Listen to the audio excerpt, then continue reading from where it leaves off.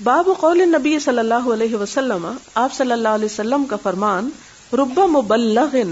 بعض پہنچائے جانے والے، یعنی جن کو بات بتائی جاتی ہے، اوعا، زیادہ یاد رکھنے والے ہوتے ہیں، من سامعن، سننے والوں سے، یعنی بعض اوقات جن کو بات بتائی جاتی ہے بتانے والے سے زیادہ اچھے ہوتے ہیں، زیادہ بہتر طور پہ اس کو یاد کر سکتے ہیں، زیادہ بہتر انداز میں اس کو سمجھ سکتے ہیں۔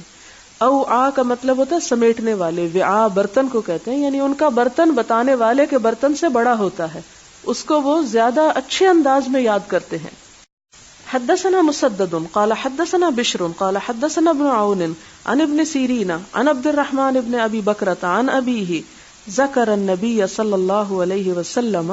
نبی صلی اللہ علیہ وسلم کا انہوں نے ذکر کیا، قعد علی بعیرہ، کہ آپ صلی اللہ علیہ وسلم اپنے اونٹ پر بیٹھے ہوئے تھے، بعیر اونٹ کو کہتے ہیں، وامسک انسان، اور ایک انسان تھامے ہوئے تھا، ایک آدمی پکڑے ہوئے تھا، بختامہ او بزمامہ، اس اونٹ کی نکیل، ختام اس رسی کو کہتے ہیں جو اونٹ کے ناک سے ڈال کے اس کو قابو رکھنے کے لیے پکڑی جاتی ہے، تو دونوں ختام اور زمام کا ایک ہی معنی ہے کہ نکیل پکڑے ہوئے تھا، باغ تھامے ہوئے تھا۔ ثم قال، پھر فرمایا، ایو یوم ھذا، آپ نے پوچھا یہ آج کون سا دن ہے، فسکتنا، تو ہم خاموش ہو گئے۔ کیوں خاموش ہو گئے؟ حتی ظننا، یہاں تک کہ ہم نے سمجھا، انہو، کہ آپ صلی اللہ علیہ وسلم سیسمیہ، اس کا کوئی اور نام رکھیں گے۔ آپ نے ہم سے دن کا پوچھا، جیسے کوئی بھی انسان پوچھتا جی آج کون سا دن ہے، آپ صلی اللہ علیہ وسلم نے بھی اسی طرح پوچھا، لیکن پوچھنے کا مقصد کیا تھا کہ یہ لوگ اس بات کو جو میں اب بتاؤں گا اس دن کی مناسبت سے یاد رکھیں، الرٹ کرنے کے لیے آپ نے سوال کیا۔ لیکن صحابہ کرام نے کیا سمجھا کہ شاید آپ کو دن تو معلوم ہے لیکن آپ اس دن کو اس کے نام سے نہیں کوئی اور نام دینا چاہتے ہیں، سیسمیہ سوا اسمہ،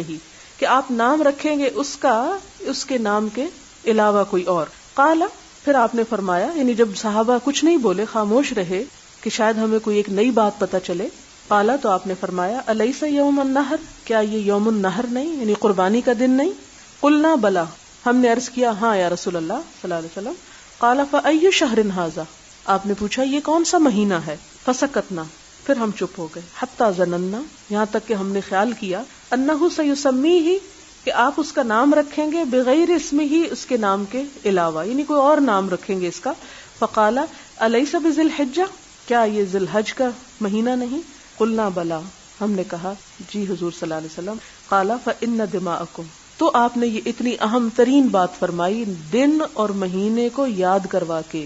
کہ دونوں ہی حرمت والے ہیں۔ کیا فرمایا؟ فإن دماءکم، کہ تمہارے خون، واموالکم، اور تمہارے مال، وأعراضکم، اور تمہاری عزتیں، بینکم، آپس میں تمہارے، حرام، حرام ہیں ایک دوسرے پر، کحرمتی، مانند حرام ہونے کے، یومکم، تمہارا دن، ھذا، اس دن کی حرمت کی طرح ہیں، کہ جس طرح اس دن خون نہیں بہا سکتے، اس مہینے میں جنگ نہیں کر سکتے، اسی طرح یہاں سے جب یہ دن نہ ہو یا مہینہ نہ ہو، کہیں پر بھی تم ہو اے مسلمانوں، تو تمہارے خون ایک دوسرے پر اسی دن اور مہینے کی طرح حرام ہے، یعنی کہیں اور بھی یہ کام نہیں کر سکتے۔ فی شہرکم ھذا، تمہارے اس مہینے میں جس طرح حرام ہے، فی بلدکم ھذا، تمہارے اس شہر میں جس طرح حرام ہے، کہ مکہ کے شہر میں یا منا کی جگہ پہ تم کوئی ایسا کام نہیں کر سکتے۔ تو اس کا یہ مطلب نہیں کہ یہ حرمت صرف مکہ میں یا منا میں یا ذی الحج میں یا یوم النحر میں باقی رہے، اور اگر تم پاکستان یا ہندوستان میں تو خوب گلے کاٹو ایک دوسرے کے، یہ نہیں، یعنی ایسے ہی محترم ہے جیسے یہ مقام اور جگہ محترم ہے۔ پھر آپ نے فرمایا، لیبلغ الشاہد الغائب، چاہیے کہ پہنچا دے حاضر شخص غائب کو، یعنی جو لوگ یہاں اس وقت میری یہ بات سن رہے ہیں ان کو چاہیے کہ وہ اس بات کو دوسروں کو جو یہاں نہیں آ سکے ان تک اس میسج کو کنوے کر دیں۔ فإن الشاہد، کیونکہ حاضر، عسا، ہو سکتا ہے، ان یبلغ، کہ پہنچا دے، من، اس کو، جو، ہوا اوعى لہ منہ، اس سے بھی بڑھ کر اس بات کو یاد رکھے۔ اس سے کیا پتہ چلتا ہے اس باب سے؟ کہ آپ صلی اللہ علیہ وسلم نے علم کو اپنے تک محدود رکھنے کی اجازت نہیں دی، بلکہ لازم کیا کیا کہ جو سن رہا ہے وہ اسے دوسرے تک پہنچا دے۔ آپ صلی اللہ علیہ وسلم نے ایک دعا بھی فرمائی تھی، آپ نے فرمایا تھا، اللہم ارحم خلفائی، اللہ میرے خلیفوں پہ رحم فرما۔ قیل ومن خلفاؤک یا رسول اللہ، آپ سے پوچھا گیا کہ آپ کے خلیفہ کون ہیں؟ اے اللہ کے رسول صلی اللہ علیہ وسلم، تو آپ نے فرمایا الذین یحفظون احادیثی ویروونہا، کہ وہ لوگ جو میری باتوں کو، یعنی احادیث یہاں آپ کی باتیں یا احادیث ہی ہیں، ان کو حفظ کریں گے، یاد کر لیں گے اور پھر اسے آگے بیان بھی کریں گے. اب آپ کو سوچے اس جگہ پر اس کمرے میں جتنے لوگ بیٹھے ہیں، اگر آپ میں سے ہر شخص اپنی زندگی کے صرف چند گھنٹے،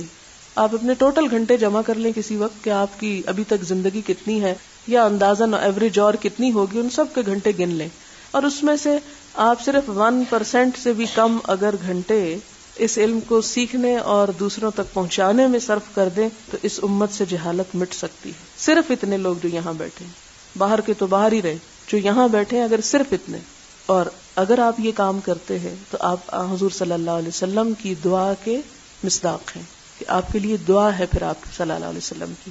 لیکن یہ اسی وقت ہو سکتا ہے جب ہم تھوڑی سی توجہ کریں، اور توجہ کا کیا مطلب ہے کہ جو ہم سنیں گھر میں جا کے کم از کم ایک دفعہ دہرا لیں، اس کو سمجھنے کی کوشش کریں،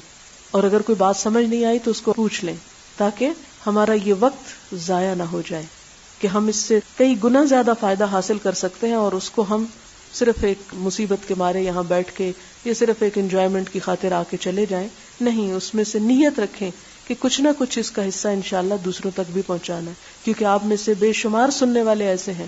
جو مجھ سنانے والے سے کہیں زیادہ بہتر ہیں حفظ میں، ایمان میں، تقوی میں، خیر اور فلاح اور بھلائی میں. لہٰذا جب وہ آگے پہنچائیں گے تو انشاءاللہ اور زیادہ خیر جو ہے وہ پھیلے گی، اور ہمارے معاشرے سے بے چینیوں اور مصیبتوں اور پریشانیوں کا خاتمہ ہوگا. کیونکہ یہ ذمہ داری میں آپ پہ نہیں ڈال رہی، اللہ کے رسول صلی اللہ علیہ وسلم نے ڈالی ہے. اور اس حدیث سے ایک اور بات یہ بھی پتہ چلتی ہے کہ آپ صلی اللہ علیہ وسلم جو تھے وہ بڑی مناسبت سے لوگوں کو تلقین اور تبلیغ کرتے تھے. حکمت کتنی نظر آتی ہے کہ آپ مکہ جانے سے پہلے راستے میں بھی یہ حدیث سنا سکتے تھے، لیکن آپ نے نہیں سنائی. اس وقت، اس دن، اس مہینے، اس جگہ پہ سنائی کہ جہاں اس کو سمجھنا زیادہ آسان تھا اور بہتر تھا اور زیادہ فائدہ مند تھا، کہ پھر وہ بھولیں گے نہیں لوگ اس بات کو.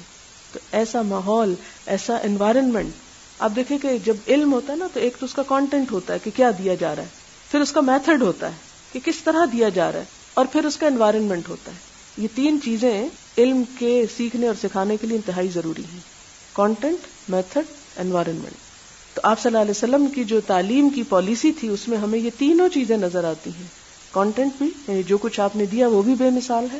اور اس کے ساتھ جس طریقے پر آپ نے دیا وہ بھی اس میں آئے گا ابھی، اور جس انوائرنمنٹ کے اندر رکھ کے مختلف چیزیں پیش کی وہ بھی بے مثال ہے، کیونکہ وہ انوائرنمنٹ بڑا اثر کرتا ہے. ایک بات آپ ایسے چلتے چلتے سنتے ہیں اس کا اور اثر ہوتا ہے، ایک بات آپ اسی مجلس میں بیٹھ کے سنتے ہیں اس کا بالکل ٹوٹلی ڈفرینٹ افیکٹ ہوتا ہے.